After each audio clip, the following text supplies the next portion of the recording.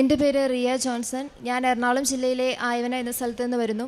ആദ്യം തന്നെ അമ്മ മാതാവിനും തിരുക്കുമാരനും കോടാനുകോടി നന്ദി ഞാൻ പറയുന്നു. ഞാൻ ആദ്യമായിട്ട് ഇവിടെ വരുന്നത് 11/9/2022 ഞാനിപ്പോൾ ഒരു BSc നേഴ്സാണ്. എൻ്റെ പഠന കാലഘട്ടത്തിൽ എനിക്ക് മാതാവും ഈശോയും തന്ന കോടാനുകോടി അനുഗ്രഹങ്ങളെക്കുറിച്ച് സാക്ഷ്യപ്പെടുത്തുവാനായിട്ടാണ് ഞാനിവിടെ നിൽക്കുന്നത്.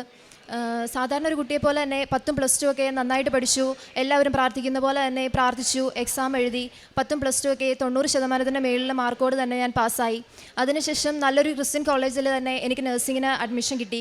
വീട്ടിൽ നിന്ന് ഹോസ്റ്റലിലേക്ക് മാറി ഞാൻ നഴ്സിംഗ് പഠിക്കുന്നതിന് വേണ്ടിയിട്ട്. നഴ്സിംഗ് പഠിക്കാൻ ചെന്നു. ഫസ്റ്റ് മെയിൻ എക്സാം വന്നു. ആ ഒരു സമയത്ത് എനിക്ക് അതിനു മുമ്പൊന്നും ഇല്ലാത്ത പോലെ ഭയങ്കര ബുദ്ധിമുട്ടായിരുന്നു പഠിക്കാനായിട്ട്. ഒന്നെങ്കിൽ ഫുള്ള് ഞാൻ പഠിക്കും, പക്ഷേ ഞാൻ ബൈഹാർട്ട് ചെയ്ത് പഠിക്കുന്ന ഒരാളായിരുന്നു. ഒന്നെങ്കിൽ ഞാൻ പഠിക്കുമ്പോൾ ഞാനത് മറന്നു പോവും, ഇല്ലെങ്കിൽ മറന്നു പോവോ, എക്സാം പാടായിരിക്കും എന്നൊക്കെ ഒരു ചിന്തയായിരുന്നു എൻ്റെ മനസ്സിൽ. അന്നൊന്നും കൃപാസനത്തെക്കുറിച്ച് ഞാൻ കേട്ടിട്ടോ അറിയോ അങ്ങനെയൊന്നും ഇല്ലായിരുന്നു. അപ്പോൾ ഞാൻ പഠിക്കും, പാസ്സാവുമായിരിക്കും എന്ന് ഓർത്തുകൊണ്ട് തന്നെ ഞാൻ എക്സാം എഴുതാൻ വേണ്ടി പോയി. ഫുള്ള് പഠിച്ചു, എല്ലാം ഒരു വട്ടം റിവിഷൻ ചെയ്തു. എക്സാം എഴുതാൻ വേണ്ടി പോയി. എനിക്ക് ക്വസ്റ്റ്യൻ പേപ്പർ കയ്യിൽ കിട്ടി. ക്വസ്റ്റ്യൻ പേപ്പർ കിട്ടിയപ്പോൾ ഞാൻ പഠിച്ച ക്വസ്റ്റ്യൻസ് തന്നെയായിരുന്നു ആ ക്വസ്റ്റ്യൻ പേപ്പറിൽ ഉണ്ടായിരുന്നത്. പക്ഷേ എൻ്റെ മൈൻഡ് ഫുള്ള് ബ്ലാങ്ക് ആയിപ്പോയി. എനിക്ക് ഒന്നും തന്നെ എഴുതാൻ പറ്റുന്നില്ലായിരുന്നു. അല്ലെങ്കിൽ ഞാൻ എന്തെങ്കിലും ഒരു കാര്യം പഠിച്ചിട്ടുണ്ടെങ്കിൽ എനിക്കത് മുഴുവൻ അതുപോലെ തന്നെ എഴുതാൻ പറ്റും. ഞാൻ അങ്ങനെ ബൈഹാർട്ട് ചെയ്ത് പഠിക്കുന്ന ഒരാളായിരുന്നു. പക്ഷേ എനിക്ക് ഒന്നും എൻ്റെ മനസ്സിലില്ലായിരുന്നു. എനിക്ക് ഒന്നും എഴുതാൻ പറ്റുന്നില്ലായിരുന്നു. ഞാൻ അവിടെ ഇരുന്ന് ഇവിടുന്ന് എഴുന്നേറ്റ് പോകണോ, എനിക്ക് ഭയങ്കര വിഷമമായിട്ട് ഞാൻ അവിടെ ഇരുന്ന് എന്തൊക്കെയോ പ്രാർത്ഥിച്ചുകൊണ്ട് ഇങ്ങനെ തന്നെ ഇരുന്നു. ഞാൻ ഒന്നും അതിൻ്റെ എഴുതിയില്ല. എക്സാം കഴിഞ്ഞിറങ്ങി എല്ലാവരും എക്സാം എളുപ്പമായിരുന്നു അങ്ങനെ ഇങ്ങനെയൊക്കെ പറയുന്നു. പക്ഷേ എനിക്ക് ഭയങ്കര ബുദ്ധിമുട്ടായിരുന്നു. ഞാൻ ആരോടും പറഞ്ഞില്ല. ഞാൻ അമ്മയോട് പറഞ്ഞു എനിക്ക് ഭയങ്കര ബുദ്ധിമുട്ടായിരുന്നു എന്ന് പറഞ്ഞു. എക്സാം കഴിഞ്ഞ് ഇറങ്ങി. അത് കഴിഞ്ഞ് പിന്നീട് ഒരു 6 എക്സാമും കൂടെ ഉണ്ടായിരുന്നു. ആ എക്സാമും അതുപോലെ തന്നെ ഈ ഒരു എക്സാം പാടായല്ലോ എന്നോർത്ത് എനിക്ക് പഠിക്കാൻ പറ്റുന്നില്ല. പഠിച്ചത് മറന്നു പോകുന്നു. ഭയങ്കര ടെൻഷൻ, വിഷമം, ആ ഒരു ഡിപ്രഷൻ, അങ്ങനെ ആ ഒരു ഫസ്റ്റ് ഇയറിൻ്റെ എക്സാം ഫുള്ള് കഴിഞ്ഞു പോയി. എനിക്ക് എല്ലാ എക്സാമും തന്നെ ഭയങ്കര ബുദ്ധിമുട്ടായിരുന്നു. പിന്നെ അത് കഴിഞ്ഞ് എൻ്റെ ആൻറ്റി പറഞ്ഞാണ് ഞാൻ കൃപാസനത്തെക്കുറിച്ച് അറിയുന്നത്. അങ്ങനെ ഞാനും അമ്മയും ഫസ്റ്റ് ഇയറിൻ്റെ എക്സാം കഴിഞ്ഞ് ഇവിടെ വന്നു. അമ്മയാണ് ഉടമ്പടി എടുത്തത്, ഞാൻ ഉടമ്പടി എടുത്തില്ലായിരുന്നു. അമ്മ ഉടമ്പടി എടുത്തു. അമ്മയുടെ കൂടെ ഞാൻ പ്രാർത്ഥിക്കാൻ തുടങ്ങി. അല്ലാതെ എനിക്ക് ഉടമ്പടി എടുക്കണമെന്നോ അങ്ങനെയൊന്നും എനിക്കൊരു ചിന്ത വന്നില്ലായിരുന്നു. അത് കഴിഞ്ഞിട്ട് റിസൾട്ട് വന്നപ്പോൾ എനിക്ക് പാടായിരുന്ന ആദ്യത്തെ 3 സബ്ജക്റ്റ് ഞാൻ ഫെയിലായി. ആ ഫെയിലായി കഴിഞ്ഞിട്ട് പോലും എനിക്ക് പിന്നെ ഉടമ്പടി എടുക്കണമെന്നോ അങ്ങനൊരു ചിന്ത വന്നില്ല. അമ്മ ഉടമ്പടി എടുത്തു, അമ്മ എൻ്റെ നിയോഗം വെച്ചിട്ടുണ്ടായിരുന്നു. എന്നിട്ട് ഞാൻ പാസ്സായില്ലല്ലോ, അങ്ങനൊരു ചിന്തയായിരുന്നു എനിക്ക്. പക്ഷേ അത് കഴിഞ്ഞ് രണ്ടാമത് പിന്നെ അമ്മ ഉടമ്പടി പുതുക്കി. ഞാൻ അങ്ങനെ തന്നെ പ്രാർത്ഥിച്ചുകൊണ്ടിരുന്നു. ഞാൻ അപ്പോഴും ഉടമ്പടി എടുത്തിട്ടില്ല. എനിക്ക് എടുക്കണമെന്നൊരു തോന്നൽ എനിക്ക് മനസ്സിലുണ്ടാവുകയോ ചെയ്തിട്ടില്ല.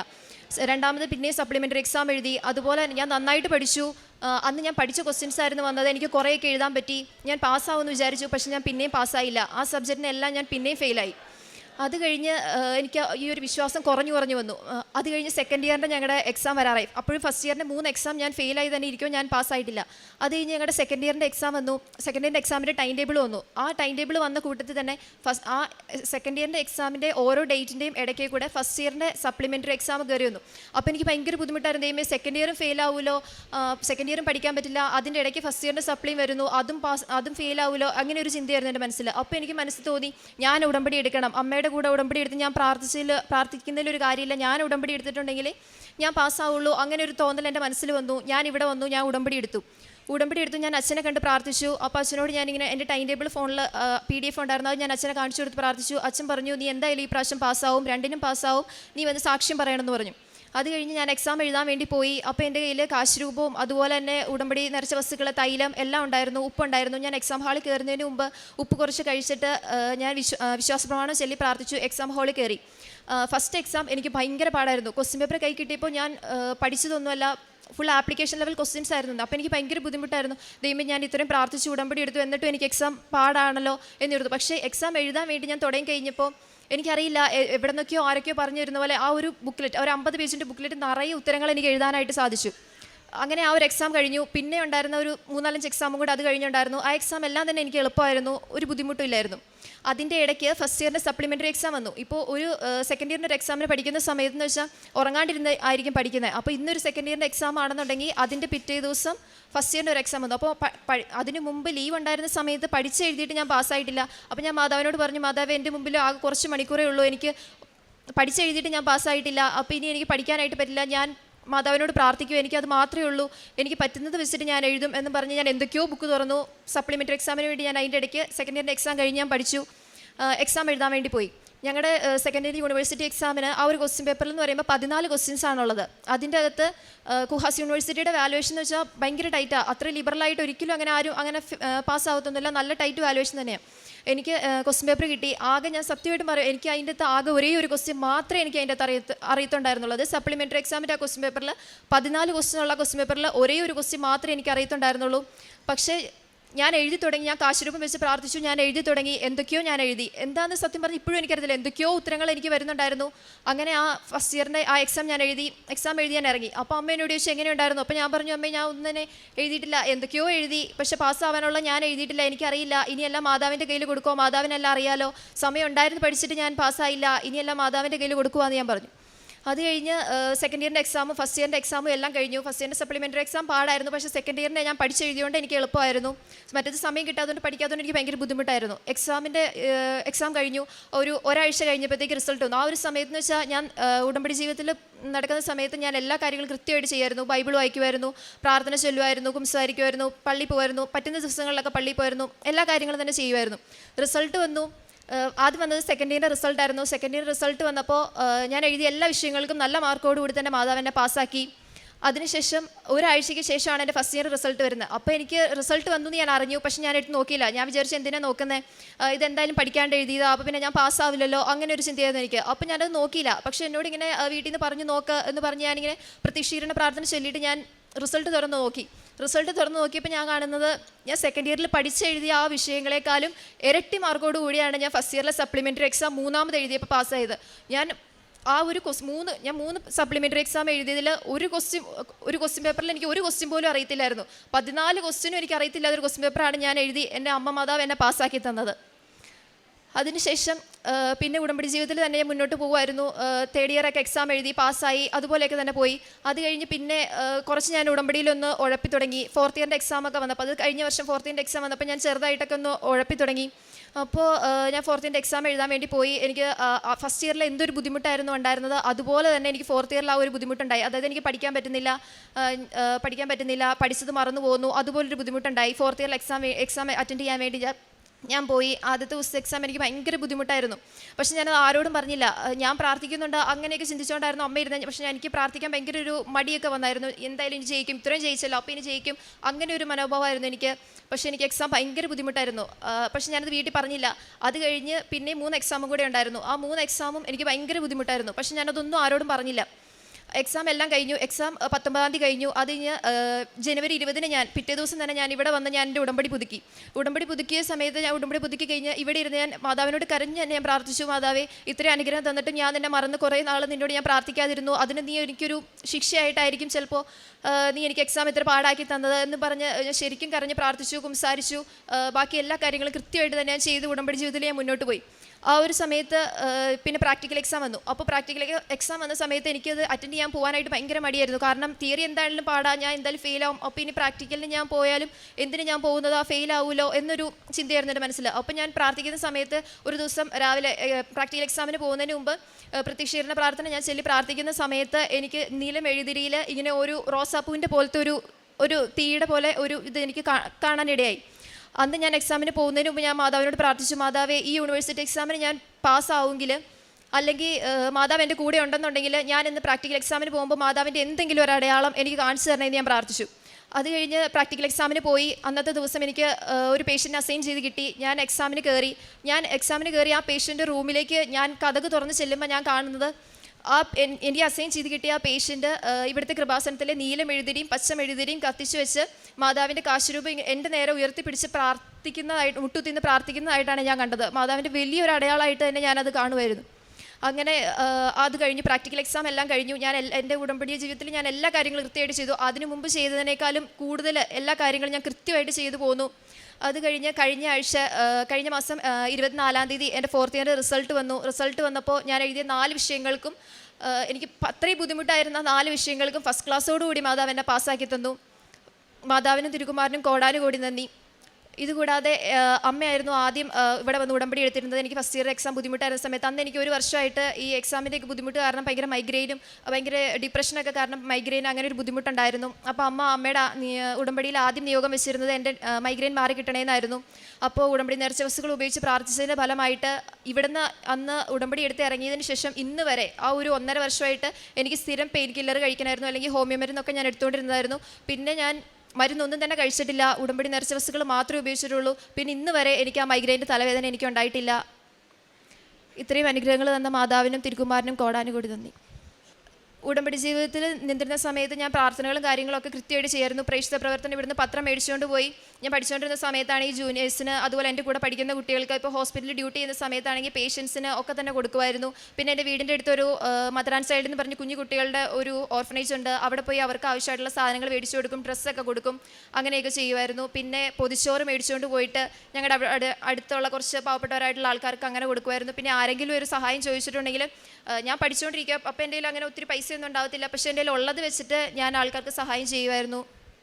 ഇത്രയും അനുഗ്രഹങ്ങൾ തന്ന അമ്മ മാതാവിനും തിരുക്കുമാരനും കോടാനുകൂടി നന്ദി. സങ്കീർത്തനങ്ങൾ 103 3 മുതൽ 5 വരെ തിരുവചനങ്ങൾ.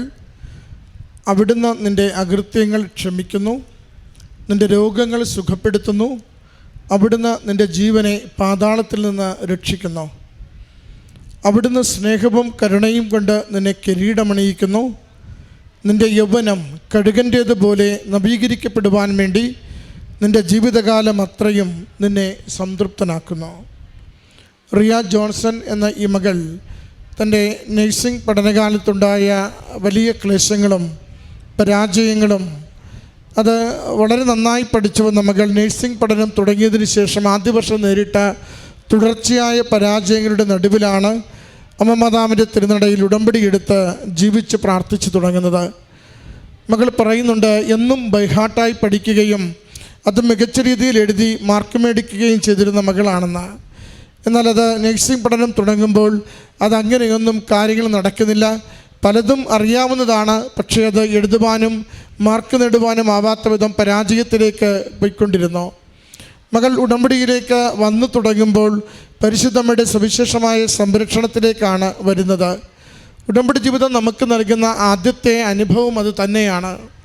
നമുക്ക് ഒരു സവിശേഷമായൊരു സംരക്ഷണം, ഒരു ആത്മധൈര്യം, ഒരു പ്രത്യാശ, ഈ പരിശ്രമങ്ങൾ വിജയിക്കുമെന്ന ഒരു ഉറപ്പ് നമുക്ക് തന്നെ ഉടമ്പടി എപ്പോഴും കൈമാറിക്കൊണ്ടിരിക്കും.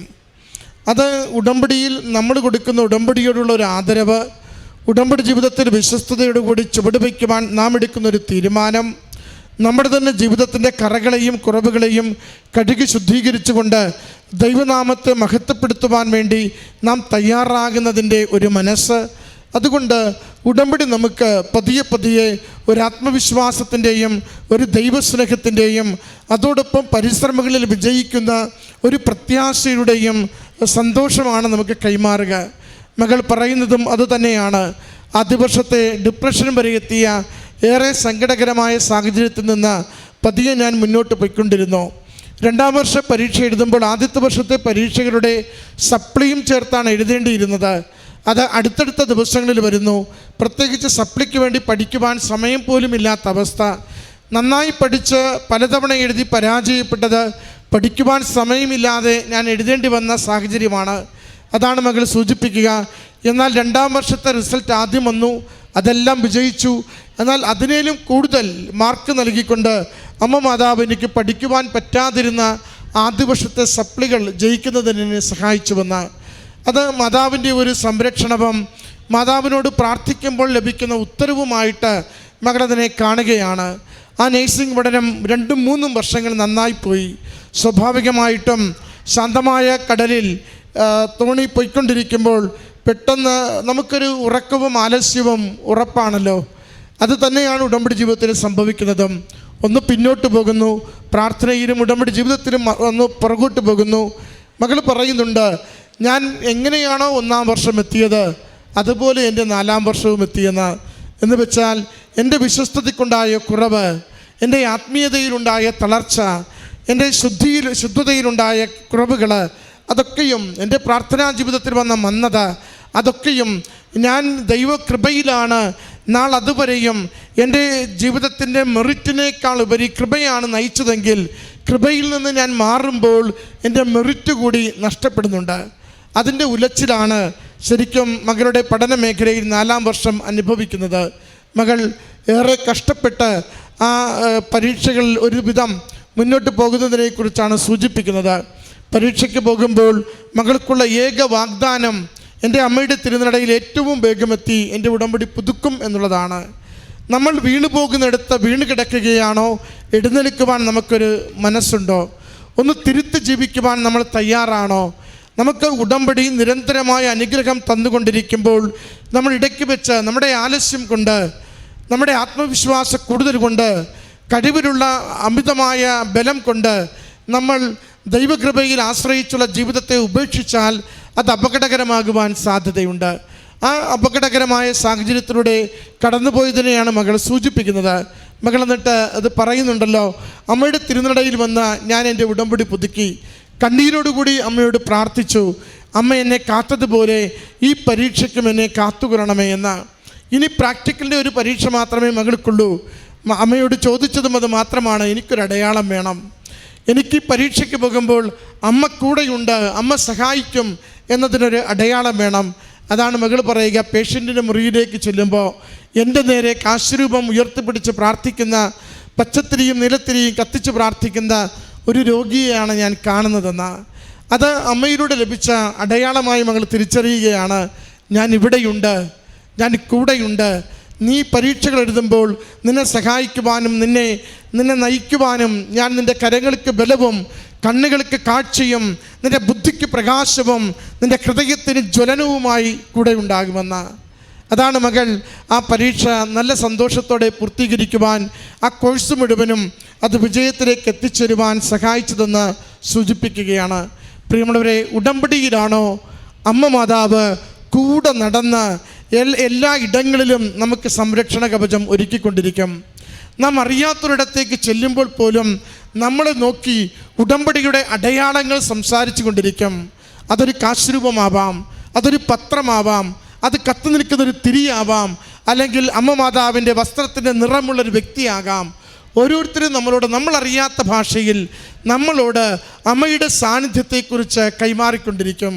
നമുക്ക് വിശ്വാസത്തോടു കൂടി അത് കാണുവാൻ കഴിയുമെങ്കിൽ അത് അനുഗ്രഹത്തിൻ്റെ തുടക്കമാണെന്ന് ഉറപ്പിച്ചുകൊള്ളുക.